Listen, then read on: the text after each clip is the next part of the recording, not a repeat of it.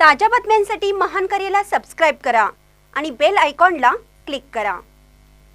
Goldman हरपला, प्रसिद्ध बैलगाडा मालक पंढरीनाथ फडके यांचं निधन। बैलगाडा संघटनेचे अध्यक्ष पंढरी शेठ फडके यांचे आज दिनांक 21 रोजी निधन झाले।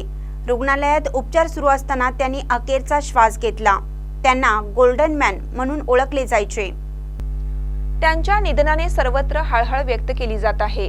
बैलगाडा शर्यतींचा विषय निघाल्यानंतर पहिलं नाव येतं ते म्हणजे विहीरघर येथील प्रसिद्ध पंढरीनाथ फडके। 1986 पासून वडिलांमुळे पंढरीनाथ फडकेंना बैलगाडीचा नाद लागला। शर्यत जिंकल्यावर कोंबडा किंवा मेंढा मिळायचा, तरीही शर्यत जिंकण्याची क्रेज वेगळी होती। तिथपासून सुरू झालेली आवड फडकेंनी कायम ठेवली होती। आतापर्यंत 40 ते 50 शर्यतींची बैल त्यांनी राखून ठेवली होती। कोणत्याही शर्यतीमध्ये 1 नंबरला आलेल्या बैलावर पंढरी शेठ यांची नजर असायची। त्यानंतर कितीही किंमत असली तरी त्या बैलाला ते विकत घ्यायचे।